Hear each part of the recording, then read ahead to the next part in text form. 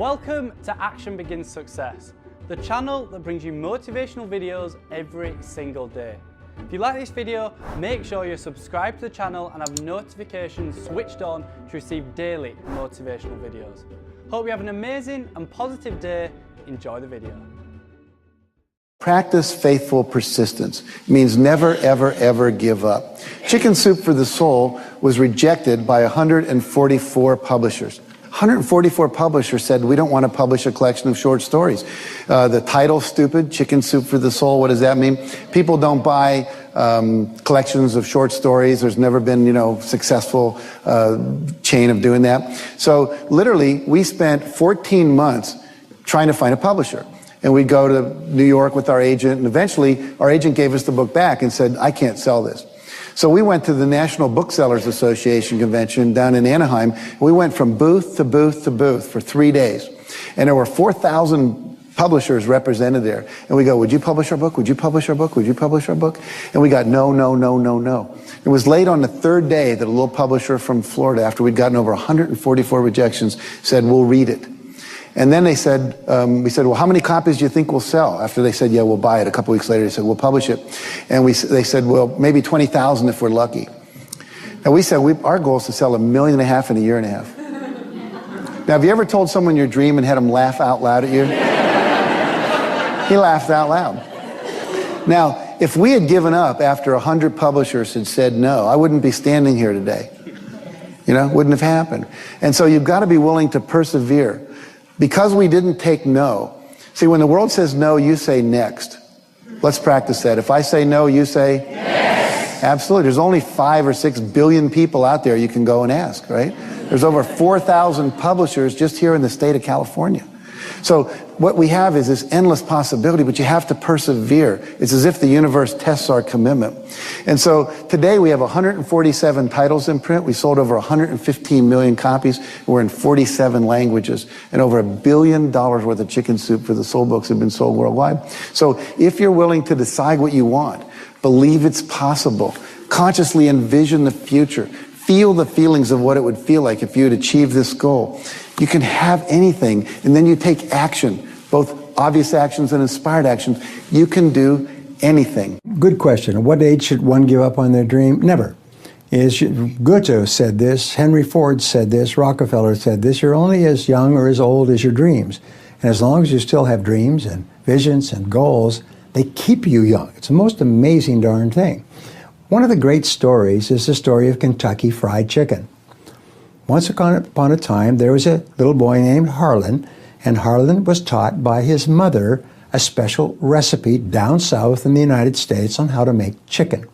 When he grew up, he got a job as a short order cook in a small cafe, and he asked his boss if his boss would be interested in this chicken recipe. And his boss said, sure, throw it together, see what the people say. Turned out that everybody liked this special chicken recipe with all these secret herbs and spices. Well, for the rest of his career, right up till he was 65 years old, he either worked in little cafes or sometimes he owned a little cafe. When he was 65, he had a little cafe and he was making his chicken, and he had people coming from all around to eat his chicken. And the highways department built a highway past his little restaurant, his little chicken place, and put him out of business. But cut off the road so nobody could get to it. About the same time, he received a Social Security check, his first Social Security check at the age of 65. And he became angry. He said, I'm 65 years old, but I'm not ready to give up on my dreams. What do I have to sell? And he realized the one thing that had kept him going all those years, the mainstay of his little career, was his mother's recipe of 17 or 18 herbs and spices. So he put them together in little bags, 1 bag per chicken, and he put his pots and pans in the back of his old car, and he started driving up and down the eastern seaboard, going from cafe to cafe to cafe, to ask them if they would pay him 5 cents a bag for his magical combination of herbs and spices. He called on more than 1,000 restaurants, sleeping in his car week after week, and finally he came across a little restaurant in Toronto that agreed to pay him 5 cents a bag for his herbs and spices. This is back in the 60s. And because of exchange controls, they had to give the money to the Red Cross. That was the beginning of the Kentucky Fried Chicken empire. We began to sell this recipe more and more. People began to put it on their signs. A major corporation came along and said we could make a real business of this. So they embraced him. They built the franchise. They made him one of the best known people in the world. When he died some years later, he was worth more than $50 million because he never gave up on his dreams. So I don't know if you're 65 and broke and living in your car with pots and pans with no money, but wherever you are, you never give up on your dreams. Stay in front of the competition, because there's two ways in this industry. You move with it or it moves you. And I've seen so many sad stories across the decade where chefs have just got lazy, given up and lost that hunger to be competitive because it's the best job in the world. That's not really a job, it's a passion. Because when you're rubbing shoulders, and here we are now, 10 years later, and I've got a restaurant next door to Jamie Oliver's, and we're both literally 2 meters apart. Phenomenal chef, and we keep each other on our toes. So that's exciting for me, and that's been the one key issue across the 10 years of filming Kitchen Nightmares.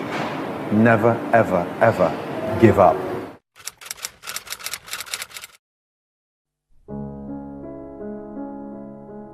Continue to do those things that you know that work for you after you have evaluated yourself in the situation. Continue to move. Stay busy, stay busy, stay busy. Repeat after me. Help somebody. And help yourself. Because what you give is what you get. Find somebody that you can help so you can forget about you for a moment. See, sometimes the best thing to do is to be. Sometimes you have to just back up and go within yourself. A bow and arrow, you can't take a bow and just push it out an arrow. You just can't push the arrow out. You have to pull it back and then release it. Sometimes you have to back up and go within and pray and meditate and recharge your batteries. Go away, clear your head, and then come back and look at it from a different vantage point. Don't operate while you're under the spell or the effect of what's going on. Next thing is that you've got to activate the thinker in you. Don't allow your emotions to control you. We are emotional, but you want to begin to discipline your emotion. If you don't discipline and contain your emotions, they will use you. Your mind goes on automatic, just like a guard. You know, I loved reading the book called As a Man Thinketh by James Allen. He uses the analogy of the mind being like a garden. You know, weeds don't have to have any encouragement to grow. You don't have to water them. They don't have to get sunshine. They don't have to have fertile ground. They will grow through the cracks of a sidewalk. Am I right? But if you want to grow orchids or roses or any kind of exotic flowers, there are special processes and procedures you must go through. Well, by the same token, you don't have to force yourself or motivate yourself to think negatively, to be depressed, to hate somebody, to want revenge, to want to get back at somebody, to beat yourself up over the head, to feel loaded with guilt. You don't have to make any effort to do that. Your mind is on automatic. It will do that by itself. But if you want to begin to move into your own personal greatness, if you want to begin to really enjoy a happy, successful, healthy life, you've got to be willing to go against the tide. You've got to be willing to harness your will and say, in spite of this, I'm in control here. I'm not going to let this get me back. And I'll be stronger and better because of it. You have got to make a declaration that this is what you stand for. You're standing up for your dreams. You're standing up for peace of mind. You're standing up for health. You want it, and you're going to go all out to have it.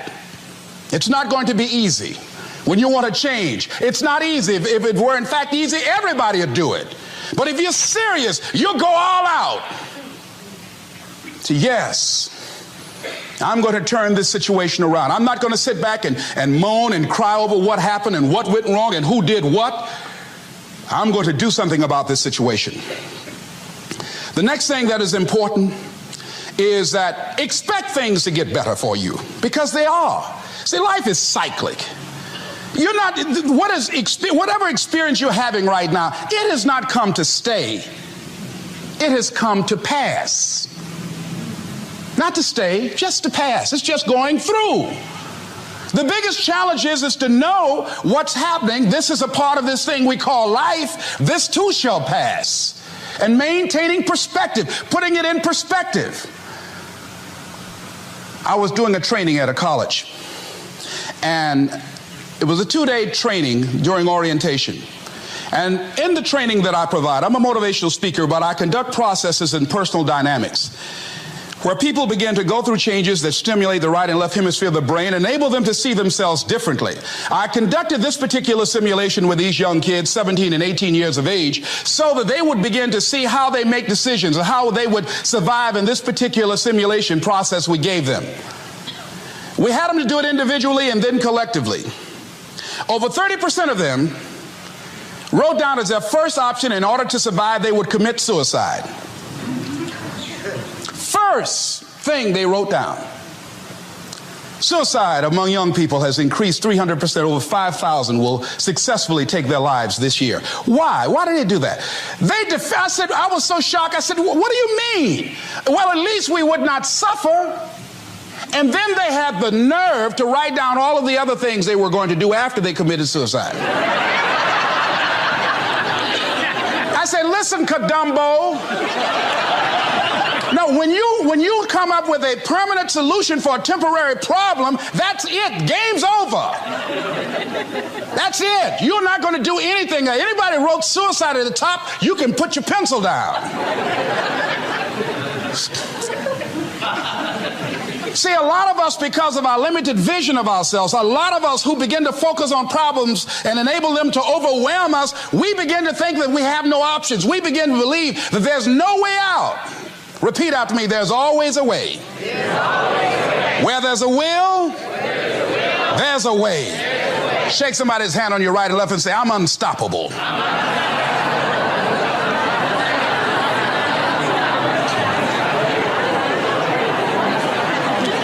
You've got to make those kind of declarations to yourself. I'm unstoppable. This will not get me down. And if I get knocked down, I'm going to be like Leo Pascal. You said you're going to have some low moments in life, but when you do, you will have high lows when you work on yourself. What are some of those things that you can do during this period of time? Go for walks. Do some things for you. Just go for a stroll so you can engage in some reflective thinking on life, on yourself, looking and enjoying the universe, smelling the roses along the way. Listen to upbeat music, music that inspires you. I have oldie but goodies. I have strategies that I engage in to recharge my batteries. I'm preparing for that because I know things are going to happen that I cannot anticipate. A very good friend of mine died the other day. I had a program for myself. I have books that I read that inspire me, tapes that I listen to that fire me up. Because you're going to have sometimes low moments when you won't want to get out of bed. You just want to stay there. At times you won't want to come out the house. At times you'll be feeling bad and don't know why. What's wrong? I don't know. Just leave me alone. Why did that happen? I don't know. It's called life.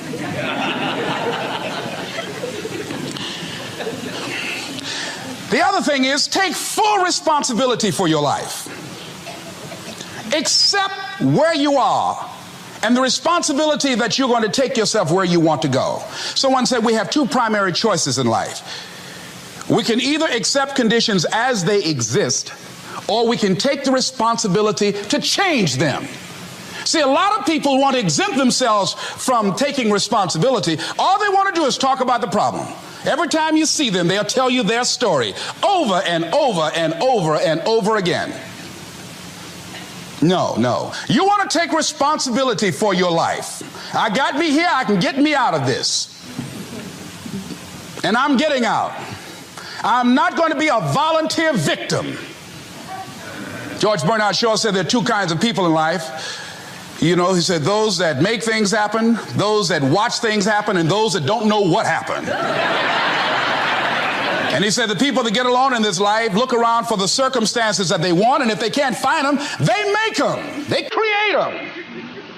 So part of beginning to get unstuck, you've got to decide that the behavior pattern that you have adopted doesn't work for you. You've got to change your strategies, and changing your strategy means reinventing your life. Recreating you, and you have the power to do that. You can decide that you're going to change, that you're not going to be a wimp. You can decide that you're going to stand up to life. You can decide that I'm going to live each day as if it were my last. You have the power to make that decision. You can decide I'm going to work on myself and develop myself. I'm going to empower me. And all of these things that are happening to me right now, they're just temporary inconveniences. They're not stronger than I am. I'm in charge here. Thanks for watching this Law of Attraction motivational video. Down in the description below I have listed my top 5 books related to the Law of Attraction, so make sure to check them out. If you've liked this video, hit the like button, and if you have any questions or comments, make sure to comment just below. If you want to see our most recent video, click here, or for a totally random video, click here. Have an amazing and positive day, and I will see you in the next video.